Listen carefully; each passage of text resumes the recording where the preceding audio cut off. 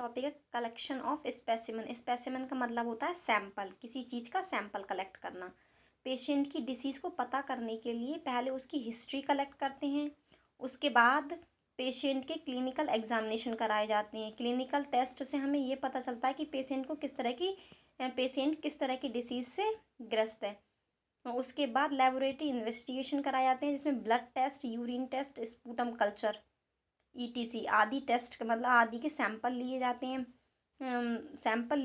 हैं। इससे ये हमें पता चलता है कि पेशेंट को किस तरह की डिसीज़ है, मतलब डिसीज़ को डायग्नोस करने के लिए हम पेशेंट का सैंपल लेते हैं।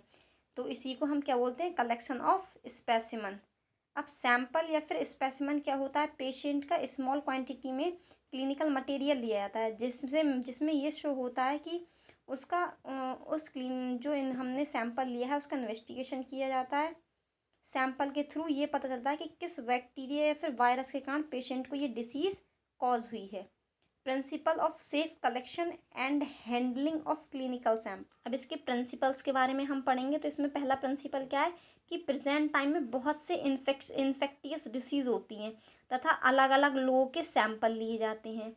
उन सैंपल्स को सेफली लैब में पहुंचाना होता है। सेकंड प्रिंसिपल हमारा जो पैरामेडिकल स्टाफ होता है इन सैंपल्स को लेकर आते हैं तो उनको पूरी सावधानी के साथ इन सैंपल्स से डील करना होता है, क्योंकि क्या होता है कभी कभी जो सैंपल लिए जाते हैं वो बहुत ज़्यादा इन्फेक्टिव भी होते हैं। तो पैरामेडिकल स्टाफ जो होता है उसको अपनी सेफ्टी का भी ध्यान रखना होता है ताकि ये इन्फेक्शन उसको कॉज ना हो।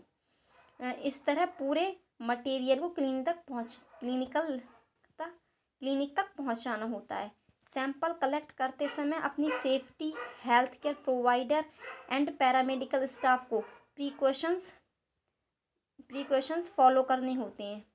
Precautions for sample collection. Sample collect करते समय स्टाफ को हमेशा ग्लव्स पहनने हैं। पेशेंट को सारे प्रोसीजर को इजी लैंग्वेज में समझा देना। जिस कंटेनर में सैंपल कलेक्ट किया जाएगा वो स्टाइल होना चाहिए।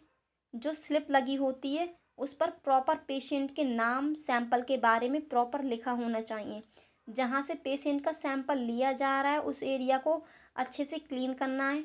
जैसे अगर हमें उसकी आर्म से ब्लड लेना है तो उस आर्म को हम अच्छे से क्लीन करेंगे। सैंपल लेने के बाद कंटेनर को अच्छे से सील कर देना है ताकि उससे कोई भी ड्रॉप या फिर लीकेज बाहर ना हो। सैंपल कलेक्ट करने के तुरंत बाद उसको लैब में भेज देना है बिना किसी देरी के। अगर सैंपल लैब में भेजने से देरी हो जाती है तो सैंपल को फ्रिज में रखना है, जो माइक्रोबायोलॉजिस्ट के इंस्ट्रक्शन के अनुसार।